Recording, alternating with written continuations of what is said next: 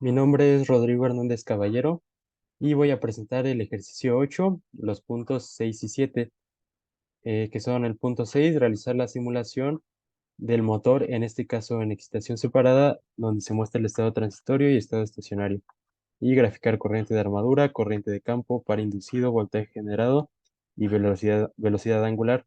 Y para el punto 7 es realizar la misma simulación, pero con el modelo dinámico del motor en excitación separada. En este caso sería la armadura conectada a una fuente de 240 volts y el circuito de campo conectado a una fuente de 120 volts. Ahora, para la simulación en MATLAB, tenemos en la parte inferior izquierda un motor universal en corriente continua. Al ser un motor en excitación separada, el que se quiere simular, tenemos esta fuente que sería de 120 volts, una amplitud de 120 volts que sería para el campo, y esta otra fuente de 240 volts para la armadura. Como se puede ver, no hay conexión entre ellas, pues al ser de excitación separada, campo y armadura se excitan de forma separada.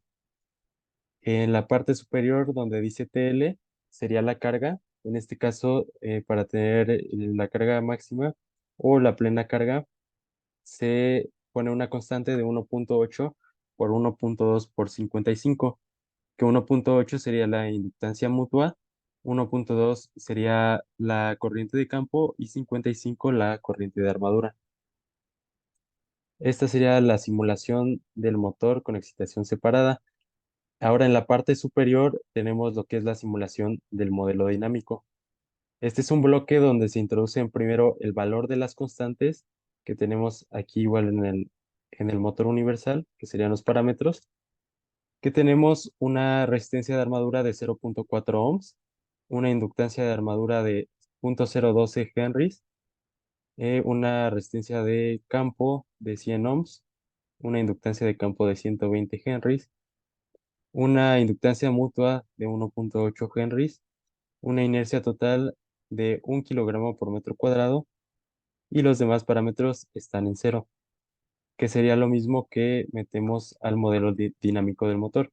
En esta parte superior es donde definimos las constantes y en la parte inferior es donde tenemos las ecuaciones del modelo dinámico del motor con excitación separada, que son estas mismas ecuaciones que vimos en clase, pero despejamos lo que queremos obtener. Por ejemplo, en la primera ecuación despejamos el diferencial de la corriente de campo. En la segunda ecuación despejamos el diferencial de la corriente de armadura, que sería este de acá, y acá lo tenemos despejado. Luego en esta ecuación de acá tenemos el diferencial de omega y finalmente tenemos el torque o par inducido, que serían las cuatro variables o los cuatro valores que queremos obtener. Como podemos ver, los primeros tres valores son diferenciales. Diferencial de la corriente de campo, diferencial de la corriente de armadura y diferencial de la velocidad angular. Como queremos tener solamente los valores de cada uno de estos tres, lo que hacemos es poner un bloque integrador de MATLAB para cada valor. Entonces, por ejemplo, aquí en el diferencial de la corriente de campo, integrando nos queda la corriente de campo y ya podemos obtener el valor que mandamos a este bloque que se conecta con este de aquí. Igual este bloque de la corriente de armadura se conecta con este de la derecha, este de la velocidad angular con el de la derecha y el del par inducido se conecta con este de aquí.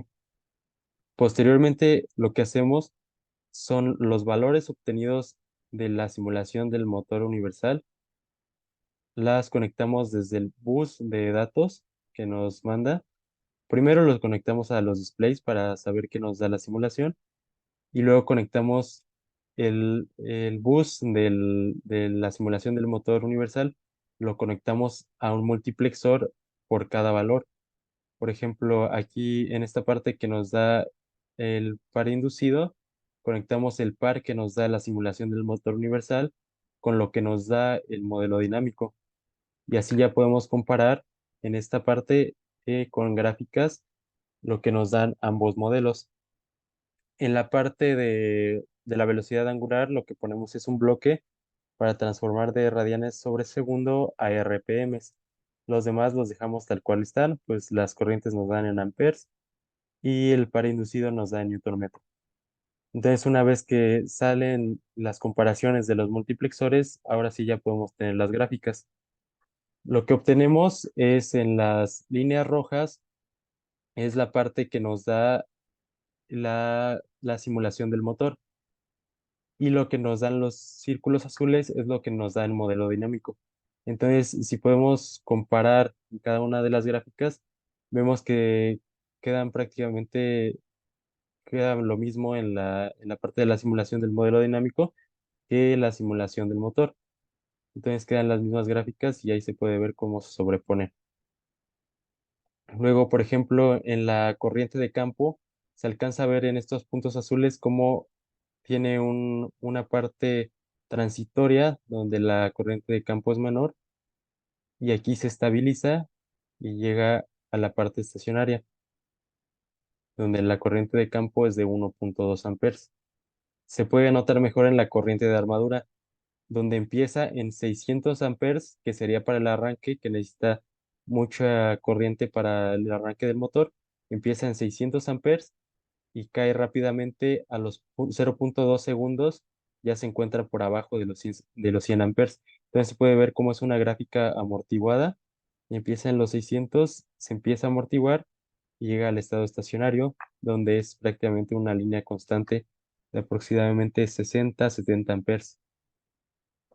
Luego del lado derecho tenemos la velocidad angular en RPMs y el par inducido en newton metro. Y podemos ver la relación entre estos dos, pues el par inducido empieza aproximadamente en 1300 newton metro, que igualmente es para el arranque, que se parece mucho a la gráfica de la corriente de armadura, pues al necesitar mucho par de arranque al inicio para vencer la inercia, empieza muy alto, luego se amortigua y a la vez que se va amortiguando el par inducido, podemos ver que a la par se va aumentando la velocidad angular, pues al vencer la inercia necesita menos par para seguir girando el motor.